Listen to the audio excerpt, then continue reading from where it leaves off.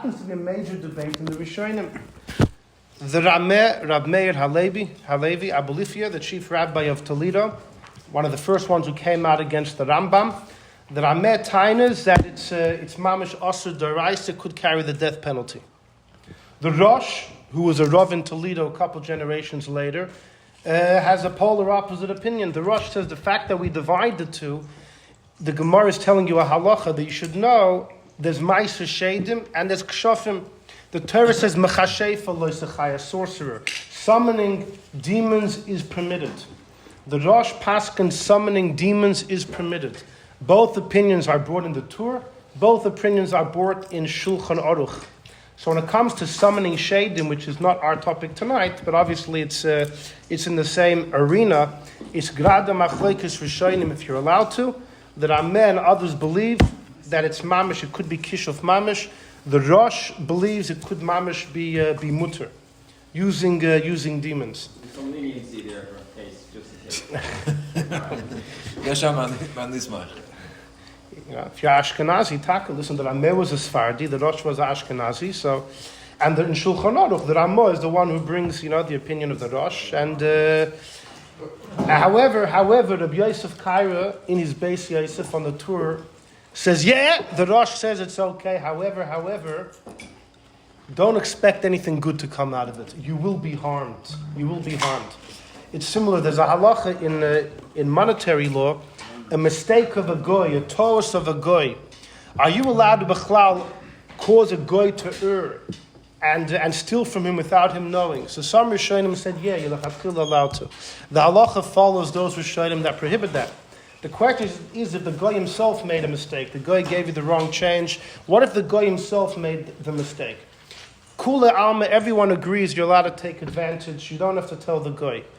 But in Shulchan Aruch, although that halacha is paskint, on the side there's a footnote going back a couple hundred years where it says that even when it's halachically okay, no one has ever seen a siman bracha from that money that you get from a guy's mistake, even if it's halachically okay. So the Beis Yosef has a similar sentiment over here, that even in the world of the Rosh, that it's okay, don't expect there to be a happy ending. Anyhow, we continue. Continues the Gemara. Veis lahat atachenu omer lahat acherev hamisapeches. Okay, let's leave that raya for now. Amar Abaye said Abaye, how do you know if you're studying a sorcerer, how can you tell if the sorcerer is summoning the help of demons, or the sorcerer himself is the source of the black energy? So Amar Abaye, this is the trick. The kopid amona, if the sorcerer needs certain tools, he says, I need certain apparatus, then shade. He's dealing with demons. But the loy kopid amona, if it doesn't matter what tools he has, it means he himself is the source of the black magic, then kshafim, then a sorcerer. Okay, that's Abaye's the test. Amar Abaye, says Abaye, Hilchas Kshafim ki Hilchas Shabbos. When you study the laws of magic, it's like the laws of Shabbos. Yesh mehen beskila, some carry death penalty, stoning. V'yesh mehen pater aval. Some don't carry a death penalty but are prohibited. V'yesh mehen mutar lechatchila, and some, the third category, are completely permissible. And Abaye delineates, he explains. If one does an actual magic, beskili gets stoned. If one only practices an illusion, or in the Rambam's understanding, it's a sleight of hand, anything which is a quick movement of the hand. Potter aval asr, you're potter, but it's prohibited. And most Rishonim learn it's biblically prohibited. When it says potter aval asr, means potter from punishment. You won't get killed because it's not kishuf. You may not even get malchus because there's no action. We know to get malchus, it's not enough to violate the loisasa. There has to be an action. And here you're actually not doing anything. It's an illusion. So although you're doing an action, but the actual, what you claim to be doing, you're not doing at all. So it can be categorized as a lack of action, and therefore potter from any punishment. But the crime could still be biblical. Aval asr. And then Abaye says, what's mutar lechatchila? Which magic are you allowed to do lechatchila? K'd Rav Chanina v'Rav Oishya, two amiroyim. Kol Maile Shabbat every Friday afternoon. Hava Oski Behilchis Yitzira. They were learning the laws of Yitzira. Sefer Yitzira is one of the oldest books we have in Kabbalah. It goes back to Avraham Avinu. Avraham Avinu is the source of the ideas, and Rabbi Akiva sealed the Sefer. There was always a tradition that came from Avraham, and there was a tradition that Rabbi Akiva wrote Sefer Yitzira. As some believed over time, maybe there were two Svarim, but the consensus today is the same Sefer. Avraham Avinu began the Sefer, Rabbi Akiva sealed the Sefer. It's one of the oldest books we have in Kabbalah.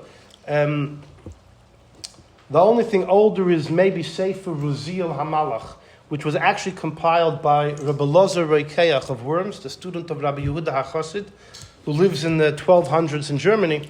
But the ideas there trace back to Adam Harishon, who was taught the secrets by Ruziel.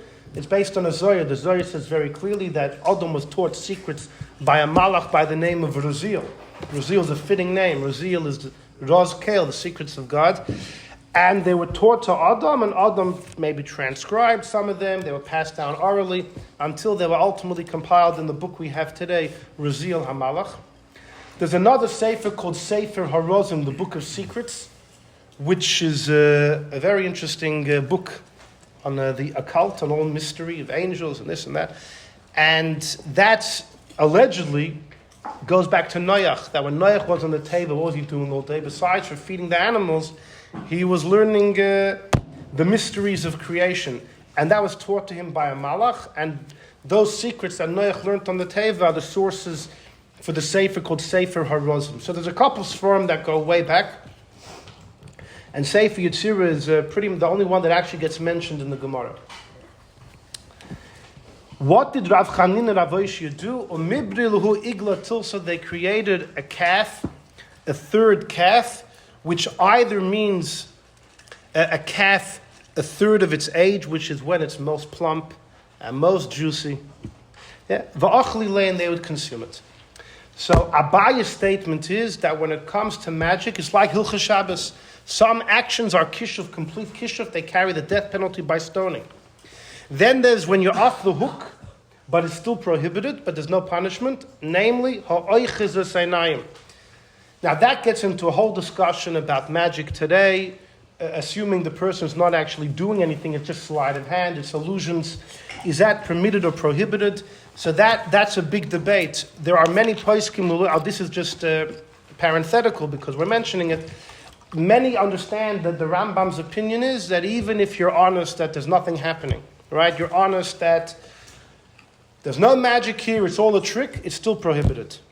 Reb Moshe Feinstein's opinion, he has a famous letter, he's much more lenient. He believes that no, the issue is if it's sleight of hand, but you're giving the impression that what you're doing is supernatural, then it's prohibited. But if everyone knows it's just a skill that you have, then it shouldn't be prohibited. Reb Moshe is very strong in that opinion. And that's what magicians rely upon today.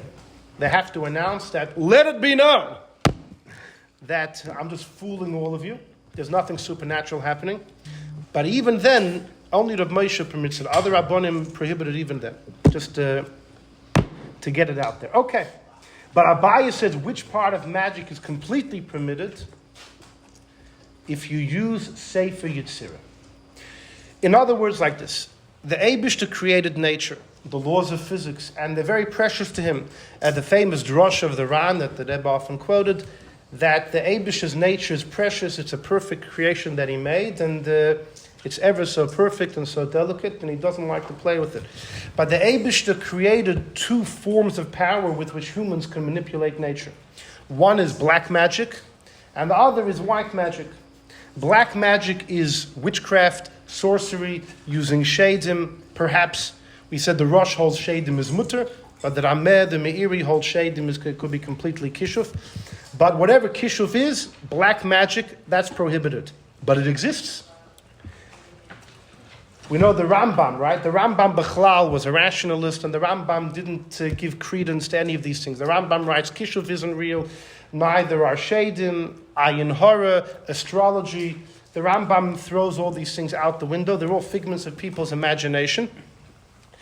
And the Vilna Gaon famously comments that the Rambam was so steeped in his philosophy and rational explanations of everything, and Arabic philosophy, Greek philosophy, that therefore the Rambam came to undermine many statements in the Gemara which seem to clearly indicate that these things exist. And the Vilna Gaon has a very sharp comment about the Rambam on that. The Rambam's kind of a lone soldier. Almost all the other Rishonim, they say no, Shadim exist, black magic exists, all these things exist. The Rambam says, you know why the Eibishter prohibited sorcery? Because it's foolish. It has no substance, it has no meaning.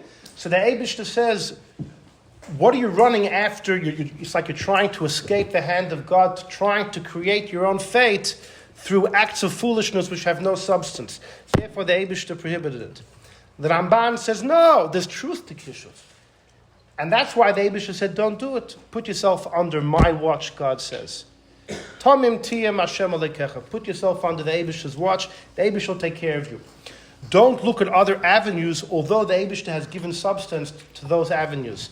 And most Rishonim believe Kishuf is a real thing, at least it once was. So going back to what we were saying, the Eibishter created nature. What's the deal with Napoleon? Off topic here.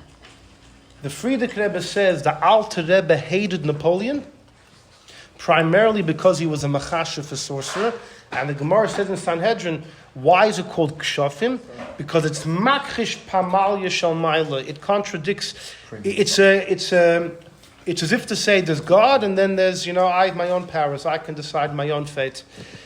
And is this an accepted view? I've never heard of it outside of the story of the Alter Rebbe. That Napoleon was an accepted view amongst other Yidden or amongst Goyim. Anyone.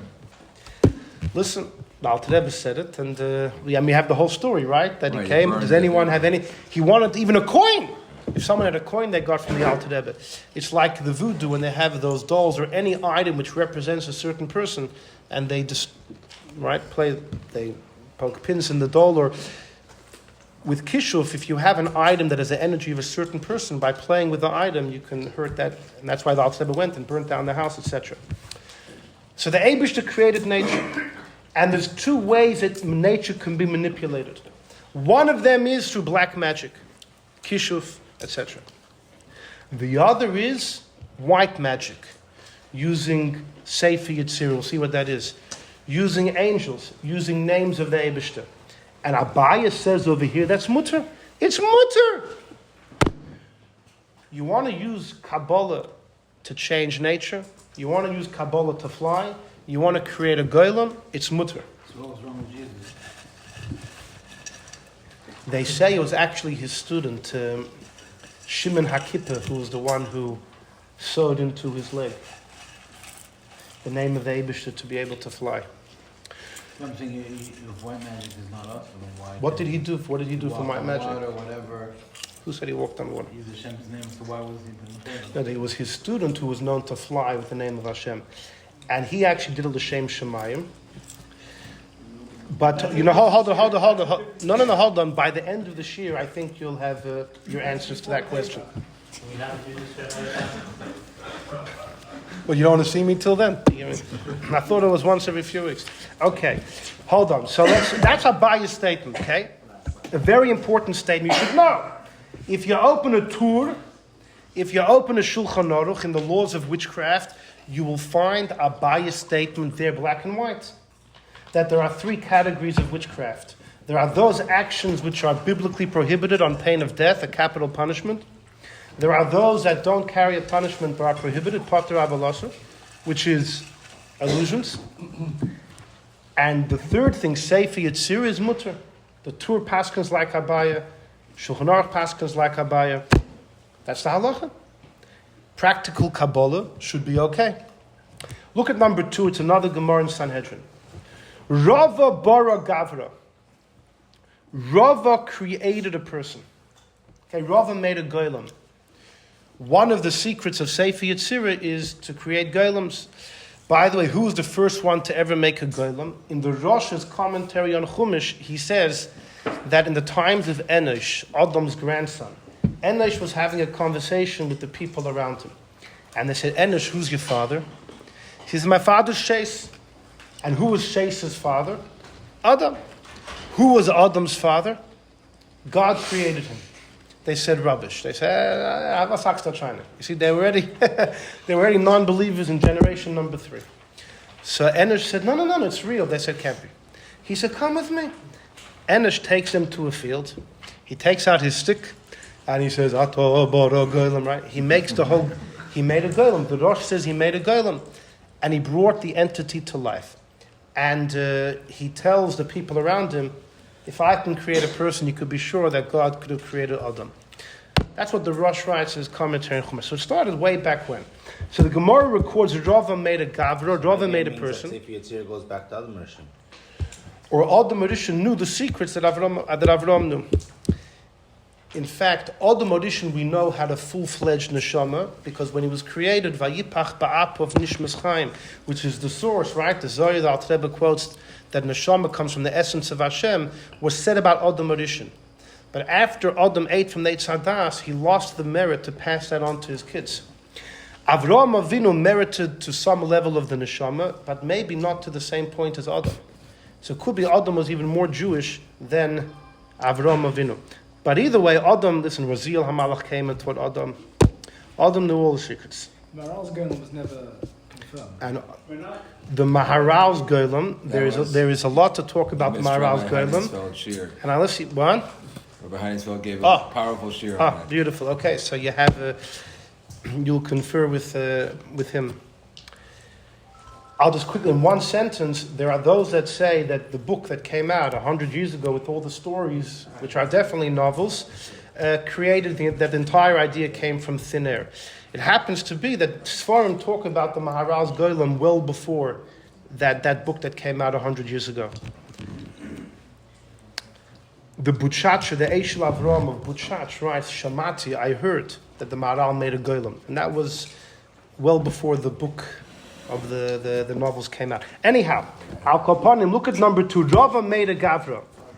One, I'm getting into... That was a part of the footnote. Rava... For our purposes, all I needed was the red light, didn't need the chapter. Right.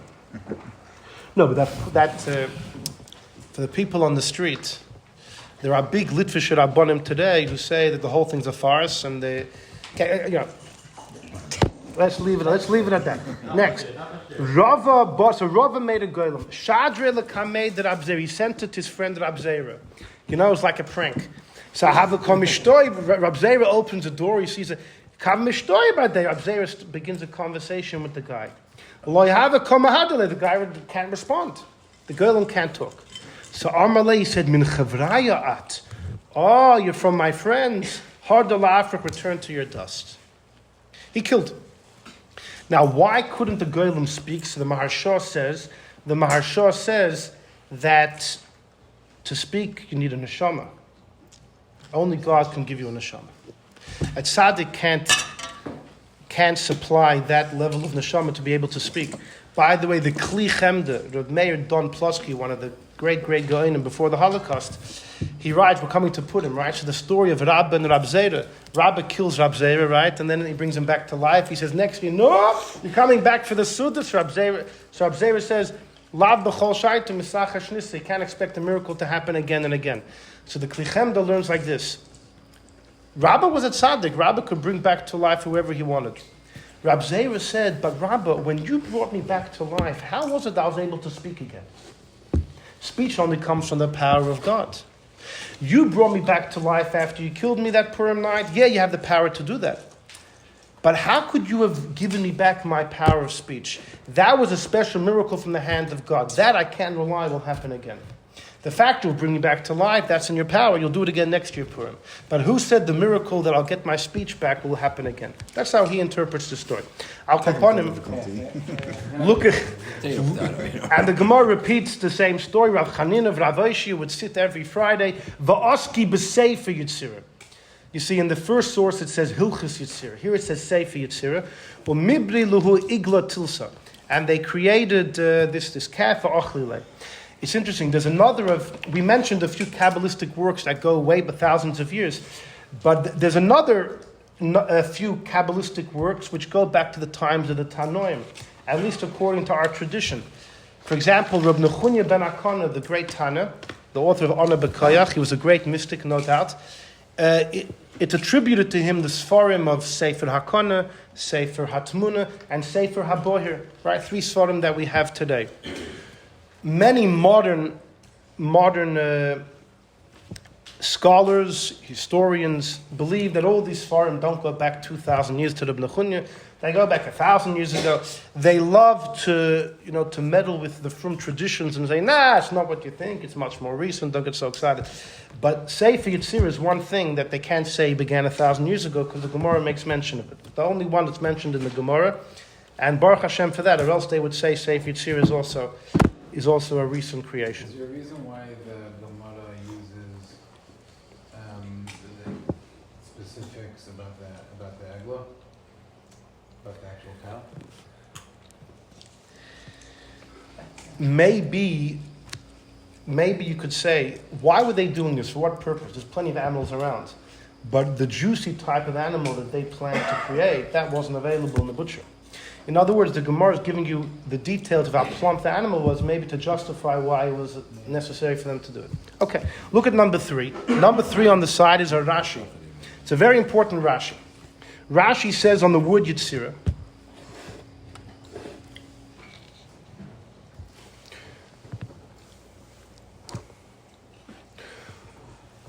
Umemela ibruluhu, the top. Umemela ibruluhu eglatil. So the calf was created kind of on its own.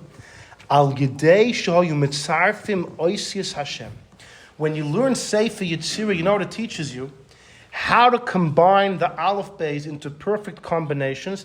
But it's not just random combinations. Into combinations of names of Hashem. Shebohem nivru ha'olam. The Eibishter created the world using names of himself. In Pirkei Avos we say Basar Mamoros Nivro Elam, right? And none of them seem to be names of Hashem. Yehi Rakia, Yehi Yikavu Hamayim, they seem just to be utterances. Now the Ramban famously says the whole Torah are names of Hashem. Okay, but you wouldn't say that these Asar Mamoros are particularly names of Hashem per se. They're statements Hashem said. And yet Rashi seems to be saying that through ever so carefully combining letters of the Aleph Beis to make certain names through which the world was created, if you can get in tune with that, then creation will happen. Like he says, Memela, the calf was created. Creations will happen. The Ein Kan Mishum Machshefes. Now, why is it permitted? Why does Abai say this is permitted? It's not sorcery. The Ma'aseh HaKadosh Baruch Hu Hein. It's sorcery is when you're trying to undermine the providence of the Eibishter. The Eibishter does his thing, but I'm not bad. I can do my own tricks as well. Here, this is not trying to create a new domain apart from Hashem. Fakir, this is God's energy. You're trying to tap into the Eibishter's energy. Al Yidei Shem Kedusha Shaloi, it's through the Eibishter's name. So the whole problem of Kishuf is that it's Makchish Pamal Yishal Maila. It's fighting against God, like trying to tear away, create its own... to be independent of Hashem. Here, Fakir, this is God's energy. Okay, so that's the basics of l'chayr of practical Kabbalah. That there are 2 ways one can play with nature. One way is black magic, kishuf. What? That he had already passed away. So how was his neshama able to come back? He was given reshus from heaven to go between the 2 worlds. The body that Rabbi Yehuda HaNasi would come back with was not his own. Rabbi Yehuda HaNasi's body was buried under the ground. The body that he came back with, the Ramban says, in heaven the Eibishter is a storehouse of bodies, like it's a suit house, right? Suits. It's bodies which are not physical, not spiritual, kind of in the middle.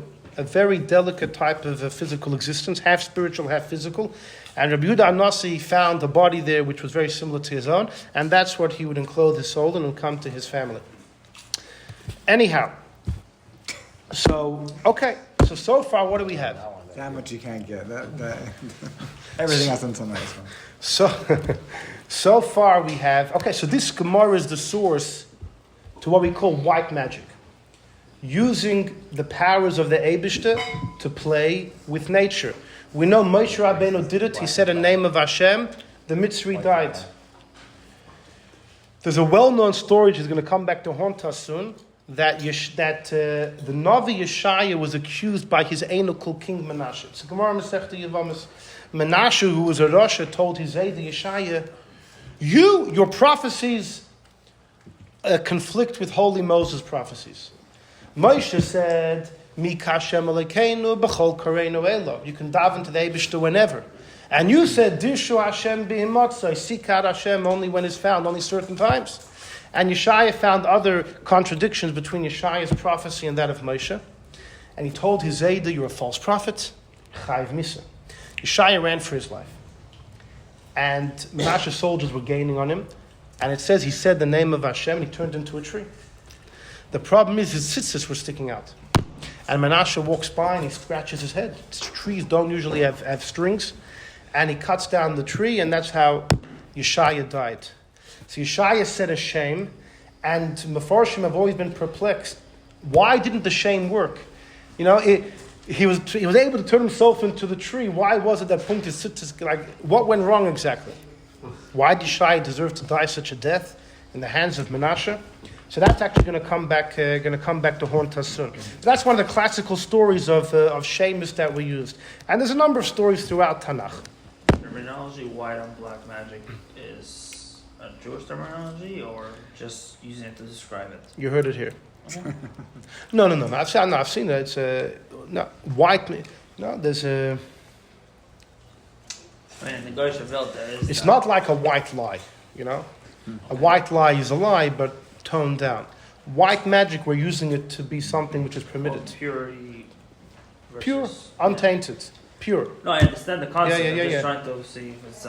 Okay, you caught me out. There is no story. It's not. I'm just curious. Okay.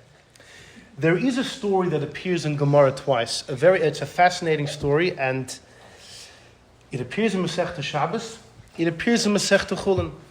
There are two Amiroim, and they wanted to go on a boat.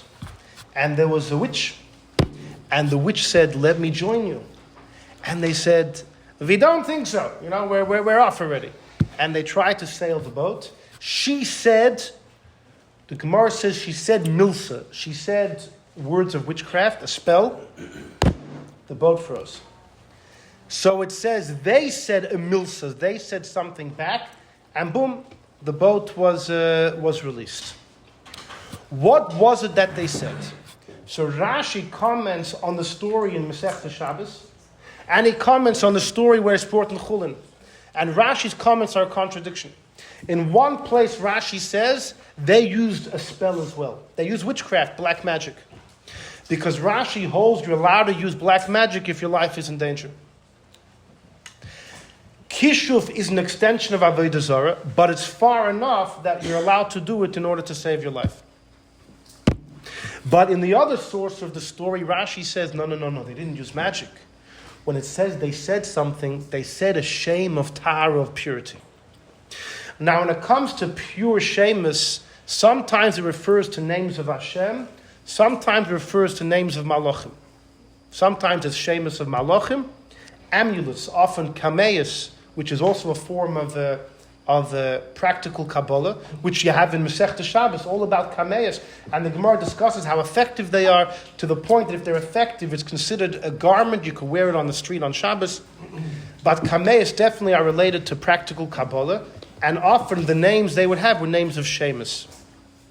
So you have to know and be able to decipher and discern when a holy name is used, does it mean a name of God or a name of an angel? But either way, Rashi in one place says, these Amoraim used a name of purity. It's a well-known contradiction in Rashi. Did they use a spell? Are you allowed to use kishuf, black magic, to save your life? Or did they use practical Kabbalah? Did they use white magic? In the place where Rashi says they used white magic, they used a name of purity, he doesn't say what the name was. Came the Baal Shem Tov, and the Baal Shem Tov said, you know what they said? They didn't use any names of Hashem. They didn't use any names of Malachim. They said a pasuk. This week's parsha. They said, Mechashefa loisachaya. And that... what's the word? There's an English word. There's a sterilizes is a word I'm looking for. But either way, it cancels. Neutralize. Thank you. It neutralizes the spell. And the Baal Shem Tov said, I'm not making it up, that's what they said. The Baal Shem Tov said, the Gemara says they said a milsa. How do you spell the word milsa? Mem Yud Lamed Tov Aleph. Baal Shem Tov said it's a mistake. The Aleph and Yud aren't supposed to be there. It's meant to be Mem Lamed Sof. And it's meant to be Rosh Tevis of Mechashefa Lo Sechaya. If you look at number 4, it's a Sefer Menachem Meishiv Nefesh. And it's a commentary on Gemara, and he quotes the Baal Shem Tov. V'Amar Huza, the Baal Shem Tov said, "K'sha'oimim the pasuk mechashefa loy sechaya bekavonas hanistoras hamurumazim sham." It's when it comes to saying names, it's not enough to say the word. You can't just say the combination. It has to be accompanied with the proper kavanah. Yabatel kol minei kishuv, all kishuv in the world will be neutralized. V'gilos soidis nifloim b'pasuk zeh, and the Baal Shem Tov revealed incredible secrets. U'masha kosev, when the Gemara says Amru Inu Milsa, the three of them, the two Amoraim said something. Tzarech lias milas b'loy aleph b'soifer. The aleph's a mistake. It was a later typo. Somebody put it in. It doesn't belong there. It's Rosh Tevis mechashefa loy sechaya. It was mem lamed sof. U'bozeh de u'mevato the kishuv. Now he's quoting this from Reb Chaim Mordechai Margolis, who wrote the Sha'arei Tshuva on Shulchan Aruch Arachaim. Acher sheshama apel Reb Chaim Mordechai Margolis. After he heard this word to the Baal Shem Tov, he was so excited that he searched many Gemaras to find out if there's an old print that Taka doesn't have the Aleph. Motze, he found a Shas, Yosha Noish, an old Shas. Asher nitfus kimat bas cholos mitzis melechet sadfus, from the beginning of the printing days, early into the 1400s. Umatzana, we found like the Baal Shem Tov's holy words. It said, Amra ihi milsa, nitfus ba'alef. When it says the witch said a spell, it says milsa with an aleph, which means she said something. But uba amra inu, when it speaks about what they said, nitfas mem lamet tov, without an aleph. In addition, there's a shreichel, nirshim l'mayla nekudis k'may b'rosh tevis. Between the lamed and the tov, there was an apostrophe, as if to say, it's a rosh tevis mechashefa lo sechaya. V'zochinu lirois b'chush tarosai teres emes. Baal Shem Tov said something, and no one sounds like a chassidish Baba Maisa, so they found one of the oldest prints, Taka, Azoyas Geshtanim. So the question is, the Baal Shem Tov giving a third shot? One place Rashi says they used a spell, black magic. Elsewhere Rashi says they used the name of purity. Maybe the name of Hashem, maybe the name of a malach. And here the Baal Shem Tov said they stam said a pasuk. Now we know the whole Torah is the Eibishter's names, so technically this could be a shame. Is this what Rashi meant? We don't know. The whole thing's a mysterious. Okay, but let's go weiter. When people study the discussion of white magic, of practical Kabbalah, we tend to put everything into the same arena. Whether it's making a golem, whether it's causing the water to split, whether it's having a quill to ride on its own. We know famously Moshe Rabbeinu passed away on a Shabbos. And Moshe Rabbeinu wrote 13 Sifrei Torah the day he died. How could he write? And how could he write so fast in one day? And if it was Shabbos, what's going on? So the Chassam Sofer in a letter quotes from the Shalah that Moshe Rabbeinu used a special shame through which the pen would write on its own. So it wasn't him writing, so he didn't violate Shabbos, and the quill can write at very fast speed, and therefore, much can be written in the course of one day. The Chidor writes that the Shach passed away a young man, about 41 years old, and he wrote so much. Okay, would it be a kosher Sefer Torah? There's a big shot, because if a Sefer Torah needs to be written, right? If Moshe doesn't violate Shabbos because it's not called writing, then how could it be a kosher Sefer Torah? Is it ksiva or is it not ksiva? Okay, good question. Not for now. So, but the Chidor quotes that the Shach used to use such a shame. There's a tradition that Ramak, Reb Moshe Cordovero, who wrote so much on Kabbalah, I mean, his commentary on Zohar itself is like the size of the Shas. The Ramak wrote so much. It's quoted in Sfarim that the Ramak used to use Shemitz, practical Kabbalah, and the quill would ride on its own. There's a well-known story, which we'll get back to, that the Mittler Rebbe used to ride very fast as well. And somebody once asked the Tzemach Tzedek, that is it true, maybe perhaps your Shver, the Mittel Rebbe, used to write also with what's called Hashba'as HaKulmas, summoning a malach to help that the quill should ride on its own. And the Tzemach Tzedek responded, Chas v'sholom. He said, no, my Shver, his hand and his mind were so in sync that as fast as he thought, that's how fast he was able to write. But not that he used practical Kabbalah. And it's a big question. What does it mean, Chas v'sholom? The Shach used it. The Ramach used it. In fact, the Chassam Sofer says, when he quotes the Shalah that this is what Moshe did, the Chassam Sofer says, you don't think these things exist? I saw it. He says, my Rebbe, Reb Nosson Adler, who was a big tzaddik in Germany, the Rebbe, the Chassam Sofer. The Chassam Sofer says, my Rebbe, Nosson Adler, used to use Shemus. I saw it with my own eyes. I witnessed it. I saw it, and it works. So Nosson Adler is doing it. The Shach, the Ramak, Moshe Rabbeinu. And here you have the Tzemach Tzedek saying, Chas v'sholom, the Mittel Rebbe would do that. That requires explanation. And maybe we'll have something by the end of the... Yeah. How is Shaul allowed to go to the witch, is what you're saying? How was Shaul allowed to go to the witch? That's a great question. The Pashtus, he felt that there are many lives in danger. Tosfos holds when Hatzalos Klal Yisrael is at stake, even the three big Averis are allowed to be committed. Gili Arayas, and the Shail is murder. Can you kill one person to save many? You know the trolley dilemma? Well, the Chazon Ish said you can. There are many that hold that when it comes to Hatzalos Klal Yisrael, you're allowed to be over the three Averis. We learn it from Esther and Yael, who did Mamash Gili Arayas. When Esther went, like we had that shir the first time I was here. And some say Avodah Zarah as well. So even if when he went to the Baal Oiv was Mamash Avodah Zarah, he felt Gans Klal Yisrael was at stake. And the truth is, Taka, the next day, he and three of his kids were killed in the war against the Plishtim. We go weiter.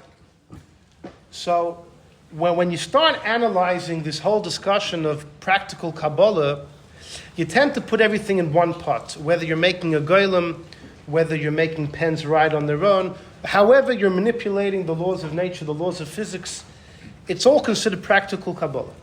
But you come to the Chidah in a Sefer Midbar Kedemus, and he says it's Bechlal not the case. The Chidah in 5, 6, and 7, this is from the Sefer Midbar Kedemus, and the Chidah is discussing a whole list of all the different wisdoms that exist. Whether it's... generally we say there are 7 wisdoms, right? Music and astronomy and medicine, etc., and science. But he counts many more than 7, and he says like this. Number 5, HaChochma Yud Aleph, the 11th wisdom is Chochmas Hatziruf, the wisdom of connecting the dots of the Aleph base, of compiling combinations of the different letters. Chochma Romav Nifos, a wondrous wisdom. V'harav Yitzchak Demin Aku, Talmud Haramban, was Isaac in Chochmas Hatziruf, was busy with this wisdom, and Malachim would come and reveal to him supernatural things, as I saw in the handwritten manuscript from B'chaim Vital Zatzal. Who's Yitzchak de Akko? He's a very important character. He's going to come up again soon. He's Yitzchak, and he lives in Akko, okay, in Eretz Yisrael, and he's there in the end of the 1200s. So the Ramban spends most of his life in Spain. The Ramban had a famous debate in the 1260s, which he got into a lot of trouble for, and he had to flee for his life. And the Ramban spent the last 3 years of his life in Eretz Yisrael, and he spent some time in Akko. And there was a guy, a young man by the name of Yitzchak, who became a dedicated student of the Ramban, and this Yitzchak de Akko was one of the great Kabbalists of the Rishonim. And he was well known for his expertise, was practical Kabbalah, but as the Chidah calls it Chochmas Hatziruf, putting together combinations of the Aleph base. Look at number 6. Says the Chidah, Chochma Hayud Beis, the 12th wisdom, is Chochma Sefer Yetzirah. Lis'asek bepirushav hamuvchorim, learn it with the choicest explanations. To be a baki in the 231 gates, okay? This is part of Chochmas Hatziruf. So he counts it separately, but he says really it's part of number 5. And he goes on to discuss how the Shvatim learned Sefer Yetzirah and they created Golems. So Golems he puts in number 6 in the Chochma Hayud Beis. It's Sefer Yetzirah, but it's linked to Tziruf, which is the Chochma right before. Go to number 7. The Chachma Hayudalud. You know what the 14th wisdom is, says the Chidah? Chachmas Yediyas Shroshe Shemas HaMalachim. Knowing the names of the angels. Gavoya Mal Gavoya, higher and higher, and even above that. And knowing each one, where they are in the higher worlds with the Sfiris, and knowing what these Shemas are able to accomplish. Vihi Anikras Kabbalah Maisis. This is practical Kabbalah. He says it about the 14th. By the way, the 13th is actually about physiognomy, reading some of the lines on somebody's face and discerning their nature, and palm reading, which is something else entirely. Then in number 14, he says, the names of Malachim, that's Kabbalah Maisis. Really? And Seif Yitzir making a Golem is not? Rabbeinu Chaim Vital Zatzal Osri, he forbade Kabbalah Maisis. And he says, if you use it, evil will cling to you. Umovad, in addition that you impurify your soul, you will go to Gehenna, you're going to go to the hot place. And don't think you'll have a good life here. No. In this world, there's a tradition. You'll be poor, or you'll be sick. V'yishtamed hu, you'll go fry, you or your kids, or you and your kids will die. It's a sorry story in this world, and it's a sorry story in the next. Umil, however, mavurisham, the Kabbalah Maisis Hainu, al derech hatanoim shenichnasu lepardus. We know the story, the 4 Tanoim that entered the orchard, right? There was Rekiva, Elisha ben Avuya, ben Azai, ben Zoyman, the story in Masechta Chagiga. Dahainu bi Yitzira, in the world of Yitzira. Kein al derech ze yasu ba'asiyah. Okay, you act based, I guess, on the secrets in Yitzira. You try and act upon that in Asiyah. And this is Kabbalah Maisis. The Maisis means it's like physical Kabbalah, practical Kabbalah of this world. And you got to stay away from it. Umil Koser v'chaim v'talzal the mishtamish b'shemus kodesh. If you use the holy names, you're part of udishtamish b'taga cholov. It says in Pirkei Avos, if you use the crown, you will die. The Pirkei Avos doesn't say what crown we're talking about. If you look in Avos de Rab Nosson, which is a Bryce, a commentary in Pirkei Avos, it says, you know what the crown is? The Shem HaMeforish, God's name. If you use God's name, you're using what's called Sharbitoy Shel Melech. You're using the scepter of the king. The Ramchal in his Sfarim, when he speaks about the dangers of practical Kabbalah, he falls back to this idea of using Sharbitoy Shel Melech. What right do you have to enter into the zone of God? So that makes sense if it's the Eibishter's name. Like the Avos to Rab Nosson says, what crown? Udishtamish b'taga, what crown are we talking about? The Shem HaMeforish, God's name. But wait a second. There's using God's name, and there's using Malachim's name. You would think Sharbitoy Shel Melech, the scepter of the king, is the Eibishter's Shem HaMeforish, God's name. Like it says in Avos to Rab Nosson. Malachim shouldn't be a problem. And yet over here, it seems like the Chidah is saying that using Sefer Yetzirah, he doesn't bring any warnings about using Sefer Yetzirah to make golems. He only brings all the warnings in number 7 where he speaks about using the names of Malachim. Very strange. Well, what's the bigger issue, using the Eibishter's name or the names of Malachim? If you go back to Rashi in the beginning, we saw in number 3, he says, Fakir, using the Eibishter's name is when it's mutter. That's what Abaya said, what's mutter Sefer Yetzirah, and Rashi said it's God's name. And yet, Avos to Rab Nosson says, the Eibishter's name, that's Ersh when you consider Bishtamish B'taga, using God's crown. Sharbitoy Shel Melech, you get killed. According to the Avos Rab Nosson, you would think Malachim are okay. And the Chidah says, no, Chaim Vital, Dafka said the issue is by Malachim. The Chidah only brings in number 7 that Chaim Vital had an issue with the Chochmah HaYudalit about using angels. He doesn't bring it by the earlier ones. Lots of confusion over here. We go weiter. Next page. Let's go. What does it say about palm reading? What does it say about palm reading? Waste of time. Now it's a waste of time. Aristotle was a mumche in it. There's a well-known story. The Rebbe Eliyahu HaKohen of Izmir, the Shevet Musa, quotes a story. Aristotle was an expert in palm reading. And somebody came to Athens who was an expert palm reader. So Aristotle wanted to see if the guy knows what he's talking about. So Aristotle took some warm wax, placed his hand, and he gave the mold to one of his students. He said, show it to this newcomer, see if he actually knows his stuff. The newcomer, the guest, looks at the mold, and he says, "Oh, if I have to judge at the markings I see here, whoever's hand this is, brilliant mind, morally corrupt. Midas mushchasas, the worst desires you could imagine, haughty, lustful, jealous, etc., etc. But a brilliant mind." The student thought it was funny. Came back to Aristotle and said, "You know what the newcomer said?" He said X, Y, Z. Aristotle was shocked. He said, "That guy knows his stuff. Everything he said is true. Everything he said is true. Because I have all those tendencies, but with my self-discipline, I overcome." However, there's a well-known story, just to throw in, just because it's a juicy story.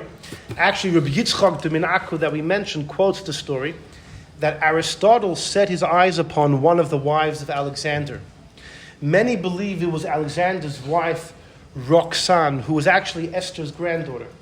See, Esther and Achashverosh had a son, Daryavish, Darius III, and Daryavish, King Darius, died during a war against Alexander, and Alexander married his daughter, Roxanne or Roshan. And some say the story happened with her, but the story definitely happened that Aristotle wanted one of Alexander's wives. And he tried to seduce her, and she fended him off. Till one day she said, "You know what?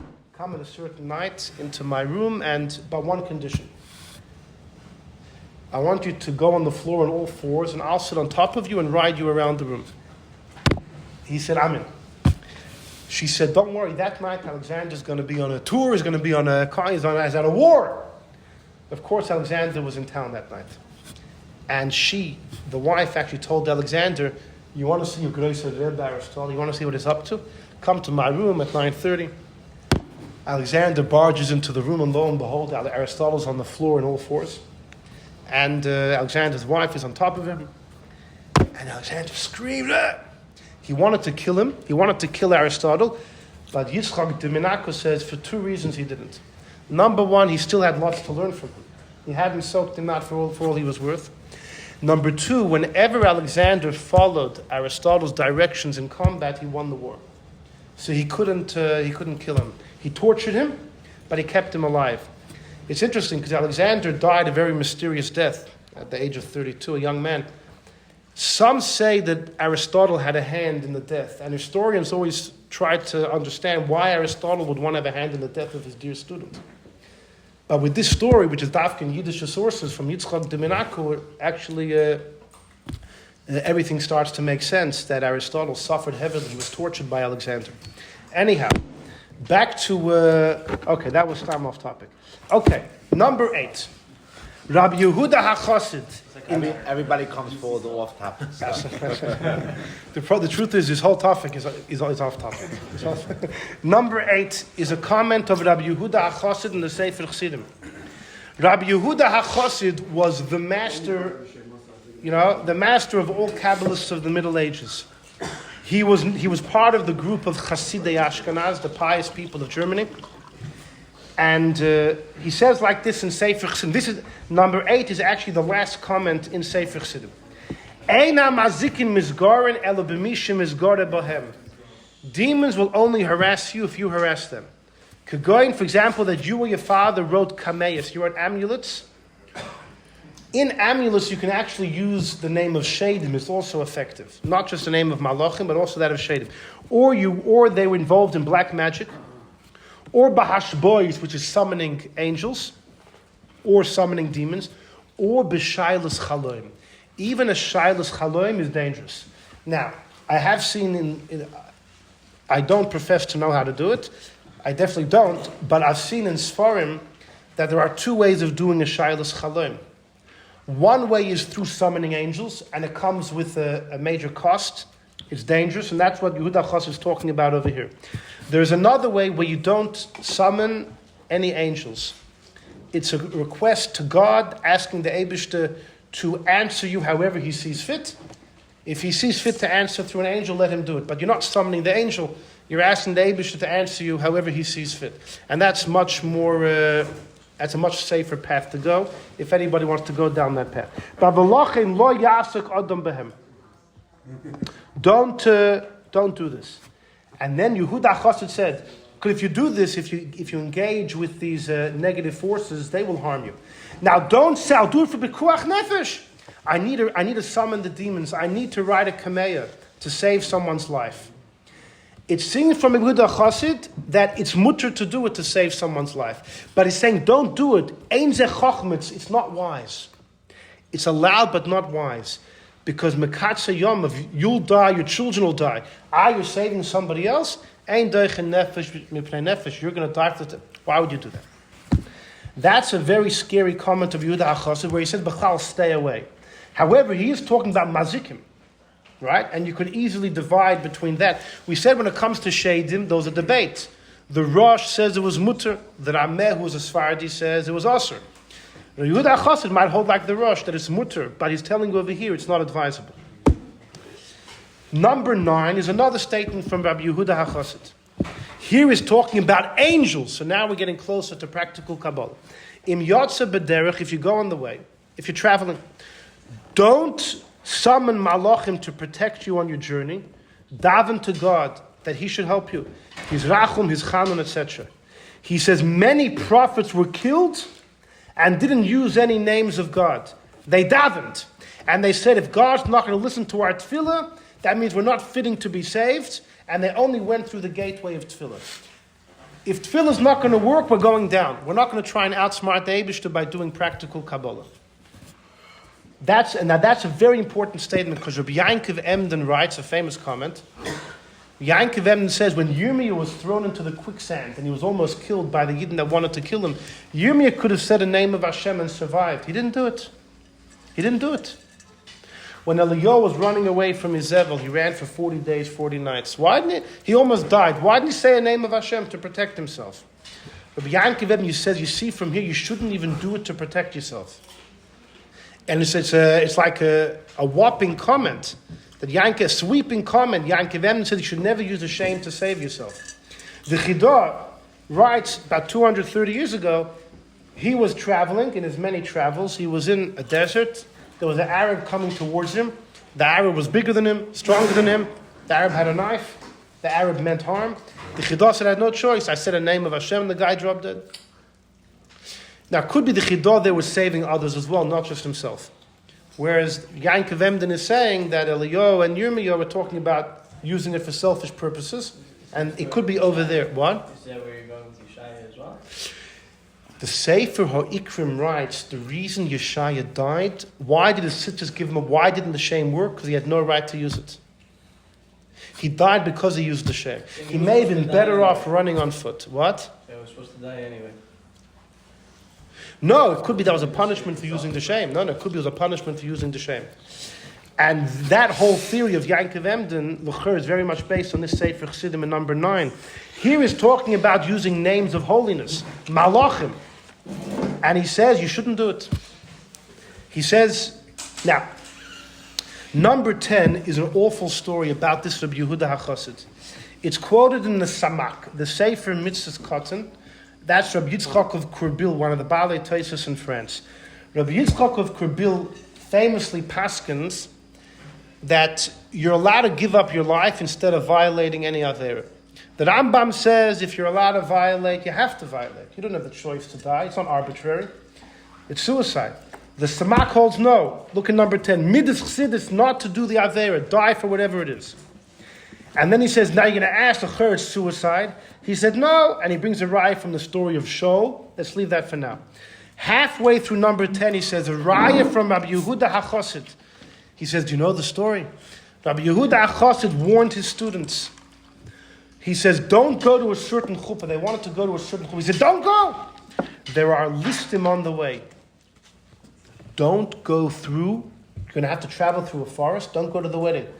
In the forest, there are thieves, bandits who will do you harm. They went anyways, and they trusted on the fact that they knew the different shemus. They went, they mentioned the names, and they survived. When they came back, Rabbi Yehuda HaChassid said, you guys lost your Olam Haba.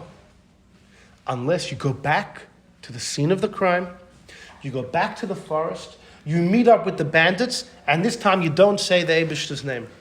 And they went, they met the bandits, they did not pull off any Kabbalistic tricks, and they all died. The whole Chuv Nergu.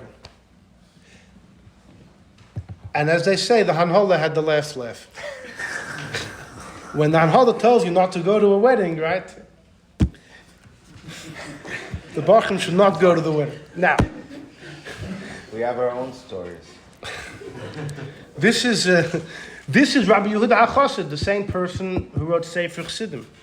So you see that he really believed this. Using a shame for personal, especially if you could have avoided it, and you went there relying, it's mamash chutzpah, costs you your world to come. And it was worth it for them to go and die as a kapara. Better they should die in this world and at least get their Olam Haba back. In number 11, this is Rav Reuven Margolis in his commentary on the Sefer Chassidim, quotes another version of the same story. He quotes it from the Sefer Kanfei Yonah, from Menachem Azariah of Pano, the great Kabbalist in the 1500s. And the version over here is like this. That the students of Rabbi Yehuda were number 11, I'll just do it outside. The students of Rabbi Yehuda Chassid or Rabbeinu Yonah, one of the two, they wanted to test to see if the holy shamus could really play with nature. And one night they went to a place of bears and lions and wild animals in the desert. And the animals came upon them. They pronounced the holy names and they were saved. In the morning when their teacher, Rabbi Yehuda Chassid or Rabbeinu Yonah, heard about it, he told them, you guys lost your world to come.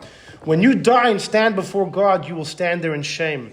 In order to save face, and you want to get atonement, you have to go back to where you were, to the same bears, the same lions.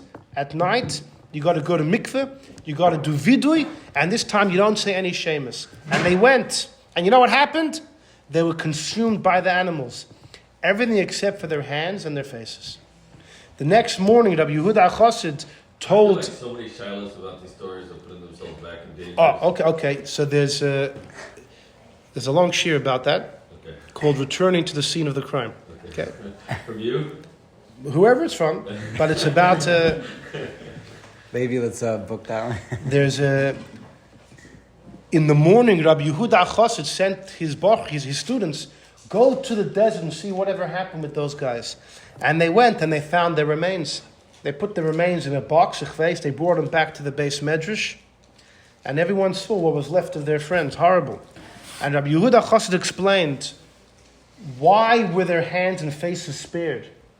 Because when these students learned the holy names to use, they held the books, the manuscripts in their hand, and they saw the names with their eyes. So therefore their faces and their hands were untouchable. But the rest of the body were consumed by the animals. So you see, Rabbi Yehuda HaChassid means business. He is very much against using practical Kabbalah. Okay. Join me in number 13. Reb Chaim Vital wrote a sefer called Sha'arei Kedusha. Reb Chaim Vital wrote many svarim. Most of them are what's known as the Kisvei Harizal, the Eitz Chaim, the Pri-Eitz Chaim, and then the Shmoyne Sha'arim, the 8 gates. But Chaim Vital wrote a number of other svarim, kind of personal svarim. He wrote a whole sefer about alchemy and all other things that he was involved in. And one of them is Sha'arei Kedusha. And in it he writes like this, number 13. This is the secret of Kabbalah Maisis. He says when you use names to summon angels, it's also to use. Evil will cleave to the goodness. And v'choishev the tarnaf, you think you're purifying yourself. You should know you're dirtying your soul with whatever evil will cleave to you. And afilu sheyasig, even the accomplishments you will reach, it's truth mixed with falsehood. And befrat, we don't have the ash of the paraduma. If you don't have the ash of the paraduma, and the tumah of the clippers will cleave to the person who tries to achieve through Kabbalah Maisis. And therefore, if you care about your soul, you will distance yourself from it. Because in addition to suffering, in addition to impurifying yourself, you'll suffer in Gehenna, and even in this world, like we saw before the Chidar quoted, you'll be poor, sickness, or death, or go fry, etc. And then he says, Kach Raya, I'll bring you a proof from two great Kabbalists who had a horrible end. Rab Yosef Del Arain and Rab Shlomo Molcha. Rab Yosef Del Arain was a Kabbalist in the end of the 1400s. And he was living in northern Eretz Yisrael. He wanted to bring Mashiach. He felt the time was ripe. The Ottoman Empire had conquered the Byzantine Empire, which was situated in Constantinople. That was in 1452. And Yosef de la Reina felt that the Christian kingdom, the Byzantines, were Esav. It represents the downfall of Esav. And Kabbalistically, that means the coming of Mashiach. He felt the time was ripe.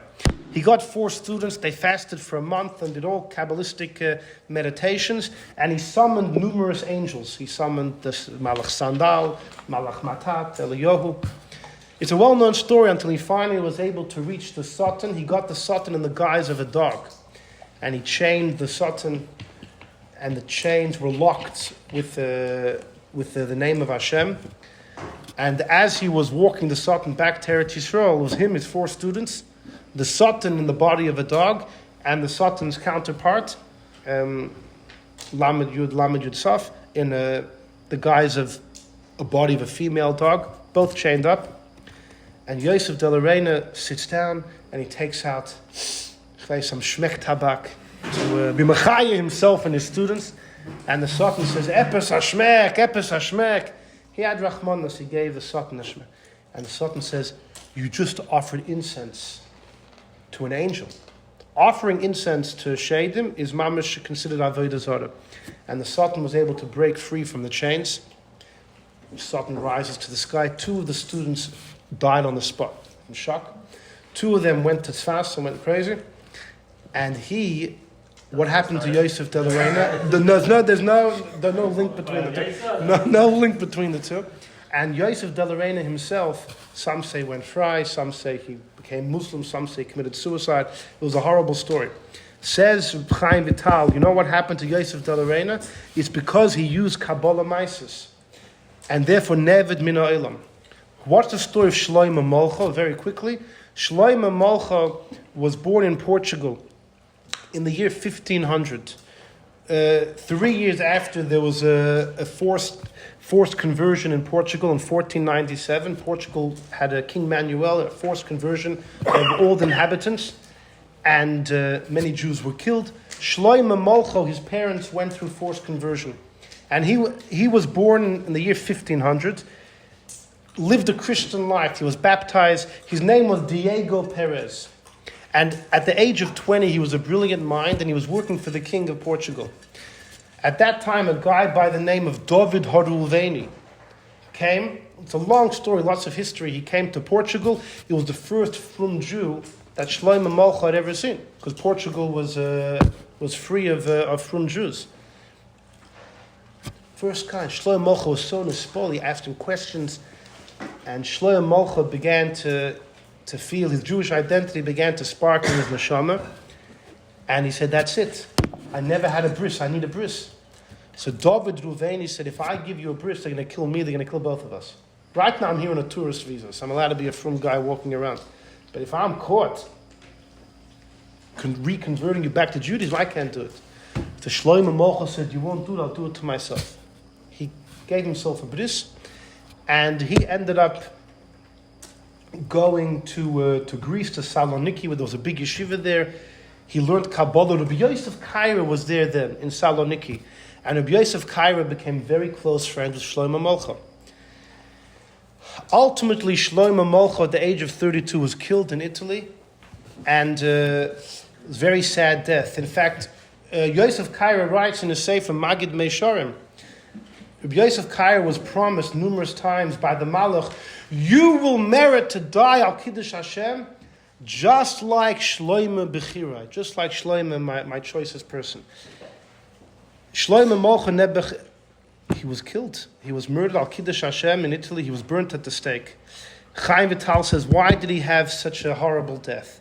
He was using practical Kabbalah. But the Rebbe once spoke about Shlomo Molcho, and the Rebbe said, Shlomo Molcho knew what he was doing was dangerous. Shlomo Molcho was practicing Kabbalah. Shlomo Molcho was saying open prophecies. He went to Venice in the end of the 1520s, and he went to the Pope and he said, you don't believe me? He says, there was an earthquake and a flood, one in Italy, one in Portugal. He foretold them months in advance, and they happened exactly as he said. All the Goyim were talking about his prophecies. And he was murmuring about Mashiach, the coming of Mashiach. People said that he was Mashiach. The Rebbe once said he knew what he was doing was dangerous. You try and bring Mashiach early, you can get burnt. And the Rebbe said he knew that. But he was going to do whatever he can to try. Maybe it'll work. Maybe it'll work. Maybe Golos will finally be over. He put his life on the line, knowing it might cost him his life. Maybe he'll be successful. So that's how the Rebbe looked at the story. Some historians, they have a negative view upon him, but the Rebbe said very clearly that he knew what he was doing was dangerous. He felt it was worth it. Maybe he'll bring an end to Golos. When did the Rebbe speak about it? It's in a Sikha. It's in Sikh's Kais. It's not a Mugi Sikha. It's a Sikh's Kais. Anyhow, but let's... So it continues Chaim Vital that... let's see. So he says, stay away from practical Kabbalah. His last line, the last two lines, he says, by the way, you should know all the forms of summoning angels, the earlier scholars have concealed the true paths of doing it. We don't know exactly how to do it, and therefore stay away. So Chaim Vital says here in number 13 in Shari Kedusha, stay away because number one, we don't have Para Aduma. So we're not pure enough ourselves. Number two, if you don't know what you're doing, it can be suicide. In number 12 is the Chidah and the Shem Agdolim, and it's in his entry on Yitzchak Demin Aku. And the Chidah writes over here, you should know this man, we said he was a student of the Ramban, so he's in the end of the 1200s, he's from Aku in Eretz Yisrael. He is the king of practical Kabbalah. He says, "Isi, I saw Kuntras Ksav Yad Mimenu from this Rabbi Yitzchak, Mipeulos Shaya Oiser, from things that he did. He did physical, phenomenal feats through Chochmas Hatziruf. That's the combination of the letters of the Aleph base. Malachim would come teach him secrets, etc. And he says, "V'noid, it's known Shoirish Peulos Hashemus, the source of all this Kabbalistic trickery that we know in this generation all comes back from this Yitzchak, the student of the Rabban. He is the king of practical Kabbalah." And then the Chidah says, you should know that this fits with what Maizeda writes in Chesed LaAvram. Avram Azulai was a big Kabbalist 400 years ago, who writes, okay, you can read this yourself, about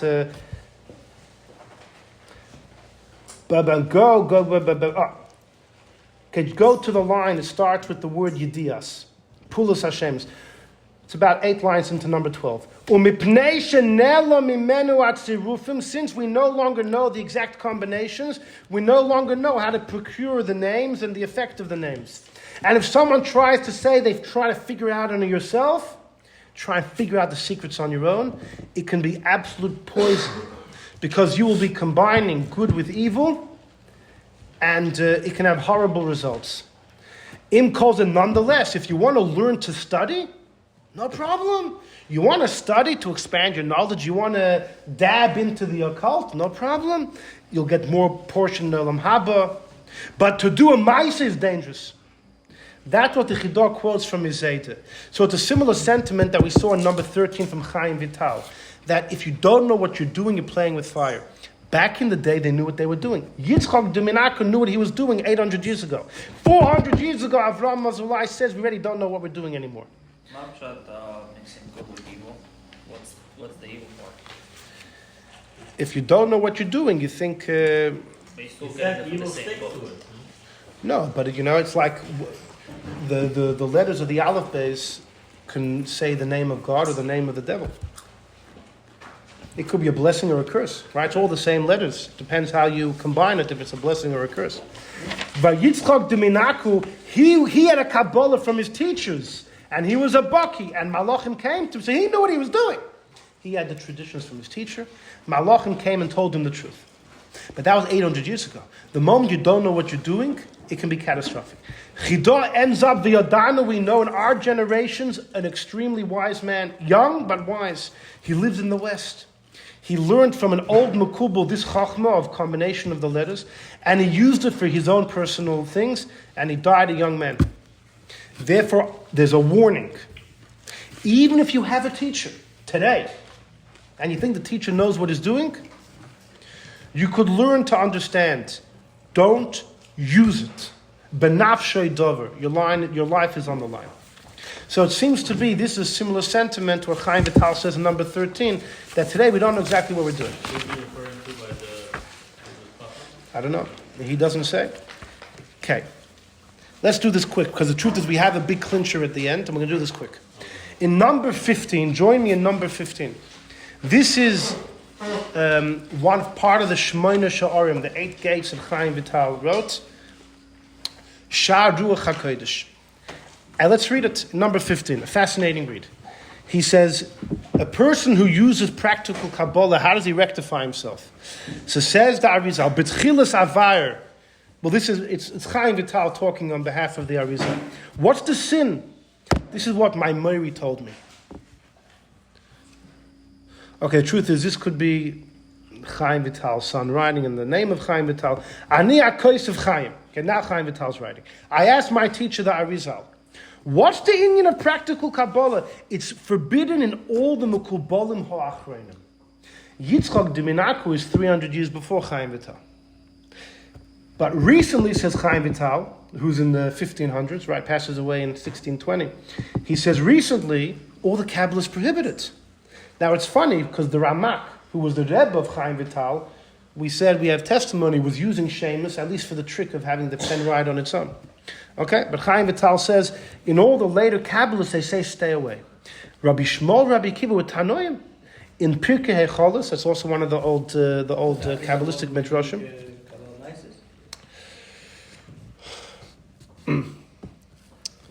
Wait to the end, and they'll get back to that. Back in the day, they used to use awesome names to remember things, to open their heart. The Arizal explained it to me. Bismanom, the Efer Porah was around. You could be pure. They were Torah from all impurities. But today, once you come in touch with a dead body, you're Tomei forever until you get the Parah Aduma. Who has it? We don't have it anymore. You go to mikveh. Hey, the mikveh makes you can purify you from other things. But once you're Tomei from a dead body, you're Tomei until you get the ash of the Parah Aduma. Tumas Meis remains. And therefore, we're Tomei. We don't have Rishus these days to use the holy names. And if you do, it's a terrible punishment. So that's off the bat. The first thing that Arizal says, once you're Tomei, no Parah Aduma, and Chaim Vital mentioned this in the Shari Kedusha as well in number 13. So basically, since Churban Bayis, they don't want it. They had it in the beginning of the Amiroim, till about the times of Abai and Rava. That's Which is interesting. past Rava Parah. made a Goylon. Maybe Rava was pure. These that we were saying are way after It- that. That's Yeah. past Parah Aduma time. Yeah. Granted. But let's see the other things the Arizal's. Hold on, Arizal's not done. Rabbi Leo Dividas, that's the author of the Reishis Chachma. He lived in Sfas at the same time as Chaim Vital, the Arizal. He's actually not counted amongst the students of the Arizal. He's more of a contemporary. But the Reishis Chachma told me, says Chaim Vital, that he also asked the Arizal the same question. Matzonu ra'inu rishonim kulam shtamshim b'shemus. All the rishonim. The stories of the Ramban used Shemus. All the rishonim are using names to change nature. And now, all of a sudden, it's taboo.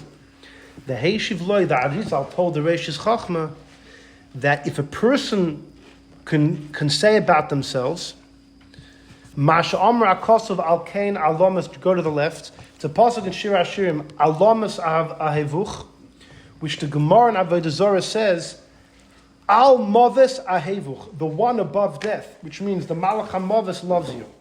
If you have no sin to your name, your record is clear to the point that Malach HaMoves loves you too, then you could use the name of God. Then you have Rishus to use it. Va'inyanhu, Amru Chazal al Tikri alamos ela al Moves, that even the Malach HaMoves who's in charge of death becomes your friend. If you have no sin, because if you have a sin, you know what the Malach HaMoves tells God? This guy is using your scepter. This guy's Tomei, chutzpah. If you have no sin, that the Makatri can't say anything about you, like Pliny ben Pliny is using your name, and yet on a certain day he did a certain Aveira, then in heaven they're gonna knock you down if you use his names. But if you have no im by shum oven, if there's no sin and there's no kitrug against you, that even the Malach HaMoves respects you, you're allowed to use the Eibush Shemus, no problem. So according to the second approach of the Arizal that he told the Reishis Chachma, it depends on how big a tzaddik you are. And the Rishonim 300 years before us, says the Arizal, were holy enough, the Ramban could use Shemus. But us, come on, there's Yeridas Haderes. We're not the same. Ukvar Matzinu Ro'inu, we found similar to this in Pirkei Hechalos. Pirkei Hechalos is an old Kabbalistic medrash. Our tradition, it goes back to Rabbi Yishmael, the Tana Rabbi Yishmael, that you should not use the secrets, only someone that never did a loisas in the Torah. We also find there that Rabbi Nechunya was misboided with Seifa Bepardas. He was hanging out by himself and in the Pardas, in the orchard, which means the higher worlds. And they bumped into Rabbi Akiva, Rabbi Yishmael. There was a coat that belonged to a woman who was a Safek Nida.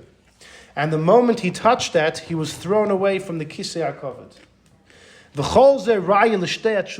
That story is a raya to the two things. Number one, the Arizal said if you have any impurity, boom, all bets are off. And number two, it depends on your personal stature. And the moment you become Tomei, so then your personal stature is diminished as well. So this could be a proof to either of the two approaches of the Arizal. Says Chaim Vital, there's a third approach. Gam Pam Acheres, the Arizal told me once a third thing. I'm sorry, he told the Reishis Chacham a third thing. You're saying that Rabbi didn't have any loisasa? Sorry? You're saying Rabbi didn't have any loisasa? Correct. Even before he became great? First of all, Tosfos says in Ksuvah said Rabbi Akiva, his whole life was from. He despised Talmidei Chachamim because he looked at them as Baalei Gaiva. But he was from his whole life, even the first 40 years. From, okay. Rabbeinu Tam says, that's his, so he didn't violate, he was a from guy. Just unlearned. He despised Talmidei Chachamim. But he was a from guy. He wasn't the great Rabbi Akiva, like I'm saying, was it maybe a regular Yid, or? Are you saying that if you're not the big Rabbi Akiva, you have to violate Loisasas? He was a from guy. He would have, and he did tshuva. But the Makom Shabali tshuva Imdim is even greater. Didn't Rabbi Kiva was nichnas for Yotze b'Shalom? Yeah. So this, but that was this time. You said he was spretzering in no, the but I don't know who was thrown out. I don't know if Rabbi Kiva, maybe that was Rabbi Nechunya ben Akana, maybe was thrown out. I don't know. No. And even if it happened to Rabbi Akiva, so this time it didn't work, This time it didn't work. Doesn't the way Rabbi Akiva, Rabbi Shmuel mean they chastised him about it? They hopped on that this happened to him? I don't know. Is that what it means? I don't know. That's how you read it? Okay. Continues the Arizal, or Chaim Vital.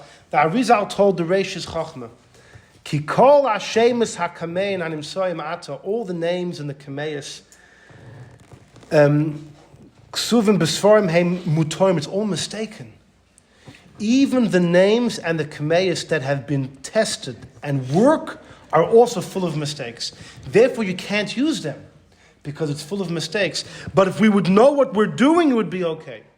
So the third thing that Arizal says is what we saw earlier in number 13 from Chaim Vital and in number 12 from the Chidah and from Zayda, the Chesed Lavrom, which is if it's not precise, it can be catastrophic. So these are the three approaches of the Arizal. Either Paraduma, which would cancel anything from the times of Abai Rava onwards. The second approach is it depends on the person's personal stature. The third thing is if the shemus that you have is accurate. The moment it's not accurate, it can lead to horrible results. And by the way, Chaim Vital finishes off. So if somebody violates and uses it, what should he do? He needs to roll in the snow 9 times, his entire body naked, both his face and the back of his head need to get in the snow each time. Right? You got to roll forwards and backwards in the snow 9 times all the time. Hold on. So I just want to finish with this, because this is really the clincher of all. The clincher of all of it is like this. So, how the Tanoim did it, or even how Yitzchak Dumin Aku, how the Ramban did it, you would say, at least according to the second and third approach of the Arizal, it's okay. They were great, on a tremendous spiritual stature, and they knew what they were doing. That was the whole word of the Chidah Zayda, that Amol, they knew what they were doing. Now that it's not accurate, it's nuclear energy. If you drop it, it's going to explode. A horrible catastrophe.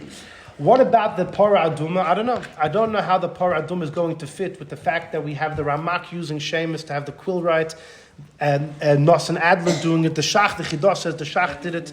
Apparently, they must have relied on the other approaches the Arizal said. Even as recently as Rabbi Leon Hashem, you should know. There's double Nosson Adler died in the year 1800. So you're talking about just over 200 years ago. Quite recent. Bechal, you see, the Arizal told Chaim Vital about the Paraduma. The Reishis Chochmah asked the Arizal twice the same question. Arizal never told him about that. He told him one time about the person's personal stature, and the second thing was about knowing exactly what you're doing. was never answered. That was told to Chaim Vital. It's interesting how the Reishis Chochmah asked Arizal twice. Arizal never said that. So maybe these are different approaches, and maybe the Shach and the Ramak's before the Arizal, but maybe if you take the other approaches, let's say you take the third approach, which is you have to know exactly what you're doing, but let's say you do. You happen to know. I don't know, an angel came to you. You had prophecy of Ruach HaKodesh. Let's say you happen to know. You're sure. If each answer is a standalone answer, it's like Taisa. Sometimes Taisa gives two answers to a question, and each one could be a standalone with different halachic ramifications, and you can paskin like one. They don't all have to be true. They're all possible options. You can paskin like one. But here's the thing. When the Tzemach Tzedek was asked, did the Mittler Rebbe, he wrote so fast.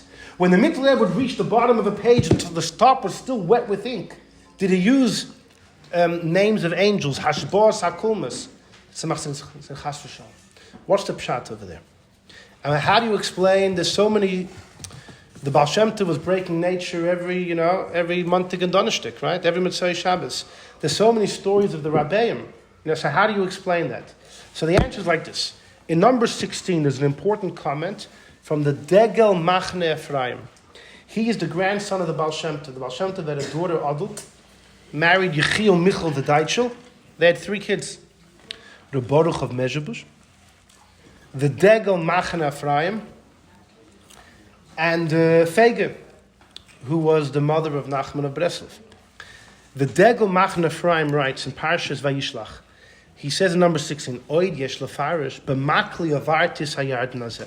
When Yankov said, I passed over the Jordan with my stick, al derech shesipper adoni aviskeni, the Baal Shem Tov, shepah machas, one time he passed over the river, the Nestor River, b'li shum shem, he didn't mention any names of Hashem. Rak hoya maniach chagura, he placed his gartel on the water, the overall he walked on water. He crossed the river on his gartel, and he said, how did he do it? Bemuna gedoylu sha'avar. He had such faith that he would do it, that he did it. And that could be what Yankov hinted. Yankov said, B'makli avarti. Makli is gematria Yankov.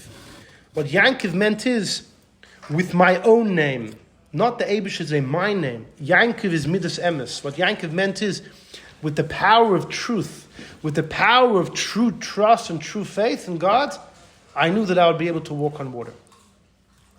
As the story, well-known story, there was a guy who was running after a Pashto Yid who didn't know how to daven. He needed the Baal Shem Tov to show him exactly what to say every day in his davening. He was running after the Baal Shem Tov, and he sees the Baal Shem Tov put his gartel and go across the river.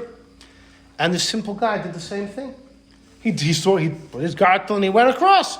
And he reaches the Baal Shem Tov. Baal Shem Tov says, how'd you come here? Guy said, I did what you did. I saw you put the gartel and you walked and did the same thing. Baal Shem Tov said, if you're able to do that, then keep davening the way you're davening every day. You don't have to change your davening. You're doing something right. But the idea is, this guy had simple faith that he would do it, and he was able to do it. This idea is that, we said before, the Eibishter gave 2 ways to break nature. One through black magic, one through the power of Kabbalah. There's another way. If a tzaddik is zugebunden oiben, if a tzaddik is connected to the Eibishter and he has such faith, the rules of nature melt in front of him. You don't have to do Kabbalistic tricks. It's b'derech mamela, nothing stands in front of the tzaddik. You know where it comes from? The source is from a Sefer HaIkrim in number 17. The Ikrim has a fascinating piece. What was the sin of Moshe and Aaron when they hit the rock? Hashem told Moshe to take the stick, right? He told him to take the stick. What was it? So he hid it, he didn't speak. What was the big deal? And Hashem said, you didn't sanctify my name. You know what the Ikrim said? He says, a whopper. Look at number 17. Iker Gadol ala Torah. A main Iker of Torah and a source of Emunah which branches out from Emunah in God is that the Eibishter machriach hateva tachas kapas ragli hamaminim. The Eibishter will squash and coerce nature to follow the will of those that truly believe in him.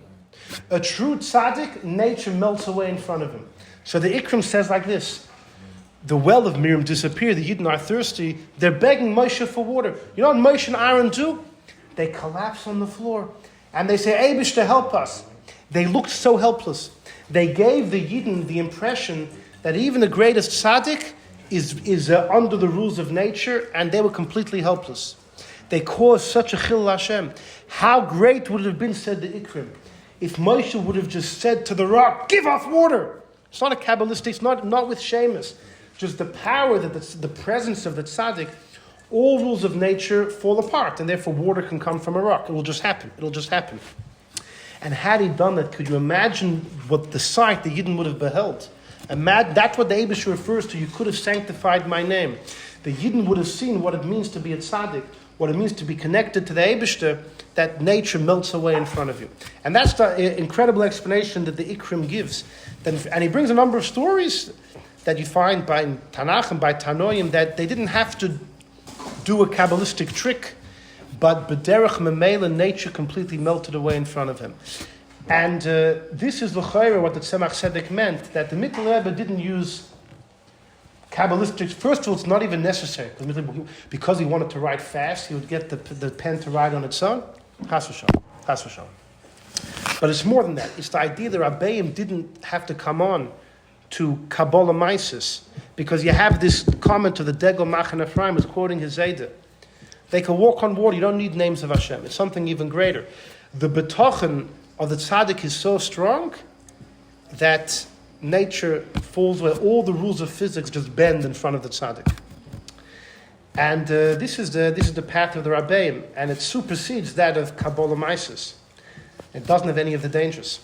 Why didn't everybody else use this method? Do you really believe you're going to walk on water? Do you really believe you're going to walk on water? Saying there's a Rebbe, a Chassid has a different emunah than the Tanaim. It was cultural. It's something that the Bechal Chassidus was Megala, this idea that the neshama of the tzaddik can shine to the point that nature around him just bends. You know, when did you have someone like the Baal Shem Tov? And the Tzemach Tzedek writes famously that by the Baal Shem Tov and the Maggid, there were miracles by them that had never been seen before, since the times of the Nevi'im. It wasn't like that. The Amiroim wasn't the revelation. Except in It was Morocco. much greater. What? Except in Morocco. But the Abu Chatzera family. No, they say Morocco, they had open miracles for 1,000 years. Morocco and whatever. Yeah, no, they were always Baal Shem. They were the Kabbalah. They were. The conclusion is that you got that to stop, people tell you. Today. By the way, Avadja Yosef came out, and many of those people in Eretz Yisrael, he had a whole halochic shaila, are they biblical, are they Ganovim Beraisa, Ganovim Berabonim? Ganovim Zainusik. so guys, I'm saying. What about stones and stuff like that? I mean, I'm very, very skeptical with for all supernatural or for natural healing properties. Energies, you mean? There's something, Rabbeinu Bechaya writes, well, they're very thin line. each Shevet had a different colored stone. Yeah. Depending on which Shevet you're from, that color talks to you more. There's a reason why people have certain favorite colors. And the type of stone, is related to all the souls of that Shevet. It could help in healing. It's not that supernatural. It's like this big Jewish lady. She goes around and thinks she matches personalities with different stones and things. I don't know where she gets it from. I don't believe in this thing. If it's Stam, I guess, but here's the word. There's a letter Officially from. has like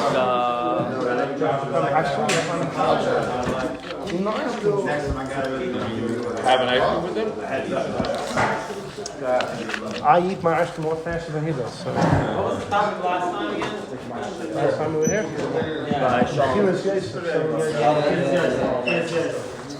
There could be something to it. You're saying if it's the right person, the right thing. I mean, I don't know. That there's energies and stones.